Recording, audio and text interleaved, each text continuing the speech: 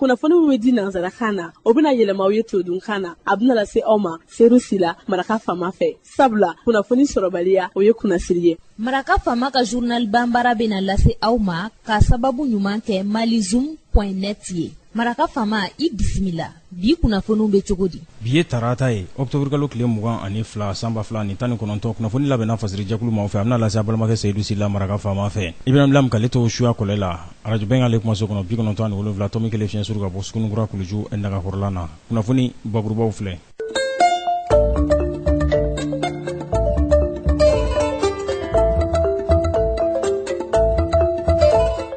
Ɲɔgɔnna jɛrɛ so Conseil national du patronat du Mali a ye bisimilali kɛ bidonya in na a bɛ ɲɔgɔnna jɛrɛ kɛnɛ dayɛlɛli ko fɔ mun bɛ yamaruyali fɔ ka ɲɛsin baara waleyalenw ma mun bɛ Bamakɔ foroba kɛnɛ olu lakanali ko fɔ.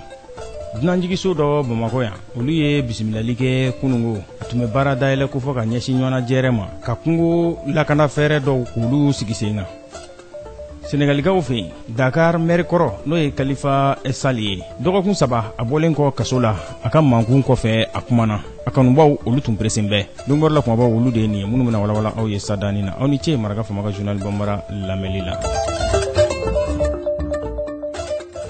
An y'a fɔ sadani na ɲɔgɔnna jɛrɛ so Conseil national du patronat du Mali o kɔnɔna na bidonya in na baarabolo welewele da kɛra n'u ko ma k'u ka yamaruyali kɛ ka ɲɛsin Bamakɔ foroba kɛnɛw olu lakandali fɛɛrɛw ma a ɲɛminɛ tun bɛ ka kɛ minisiri fɛ siyɔrɔ dugu wabɔli ani sisow olu lahalayaw ma an ma Uludo Sidi Mohamed Arabi a n'a a minisiri ɲɔgɔn dɔw kɛnɛ kan Banque mondiale ka nɔbilama tun bɛ yen komini 4nan o maire ka nɔbilama tun bɛ yen ani Segu mara ɲɛmaa dɔw u ka nin ɲɔgɔnna jɛrɛ in nin kɔni de ye ka jateminɛ kɛ sa baara minnu kɛra ɲɛdama minnu kɛra foroba kɛnɛw olu lakandali taasiraw ma Bamakɔ kɔnɔ yan nɔ olu jateminɛw olu bɛ se ka kɛ cogo min na a yirala k'a fɔ san 2018 kɛnɛ fuga foroba kɛnɛ minnu tun bɛ Bamakɔ 2400 Banyangu ko olu cɛla ko 500 Banyangu ko ɲɛ ma se ka da olu kan cogoya si la ko fɔ wulikajɔ de ka kɛ olu ndaraki minnu bɛ kɛ fɛɛrɛ ka se ka sɔrɔ la danga sigi o ko ninnu na.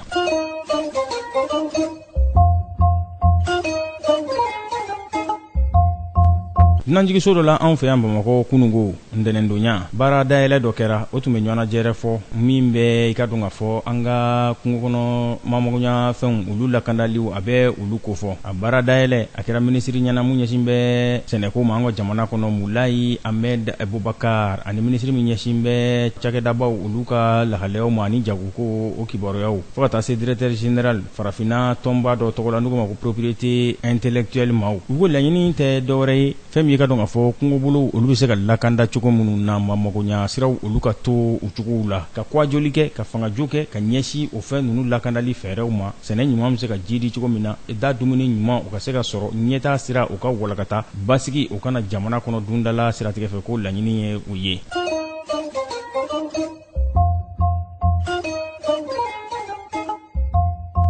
Senegalikaw fɛ yen u ka maire kɔrɔ Dakar Kalifa Sall a bɔlen kɔ kasobon na dɔgɔkun 3 Banyango a y'o kɛ makun na a yɛrɛ kanubaw kun presen bɛ a ka bɔ ka i danɔ tigɛ a jirala k'a fɔ a ka bilali sɔrɔla yafa sira de fɛ yafa min kɛra u ka jamana ɲɛmaa Macky Sall fɛ ka ɲɛsin a ma diinɛmaw olu ka wulikajɔw o siratigɛ fɛ a bɔlen kɔ kasobon na sa a y'a jira k'a fɔ ko ale ka kɛlɛbolo kɔni ko na kɛ dɛ ko u bɛ kɛ ko ka sababu kɛ ko fɛn min ka dɔn k'a fɔ ko jamanadenw jigi ye marakɛbaw de ye k'ale bɔra fanga ɲini tɔn kɔnɔna na min ye parti socialiste ye wa kunnafoniw y'a jira k'a fɔ ko a tigɛ bɔra parti socialiste ko la k'a gɛnna ka bɔ o kɔnɔna na nka a ko ale ka laɲiniw bɛna kɛ mun ye ko de ye ladamu waati yɛlɛma lakanda tungalataga ani maracogo k'ale bɛna kɛlɛ kɛ ka ɲɛsin olu ma olu bɛ se ka ɲa Senegal jamana kɔnɔna na cogo min na nka a bɛna kɛ fanga ɲini sira min fɛ a ko ni ma walanwalali kɛ o la nka a ko taasira dusu tɛ ale la k'ale ka wulikajɔ ye Senegalidenw ka lafiya de ye san 2 ani tila a y'o de kɛ kasobon kɔnɔ.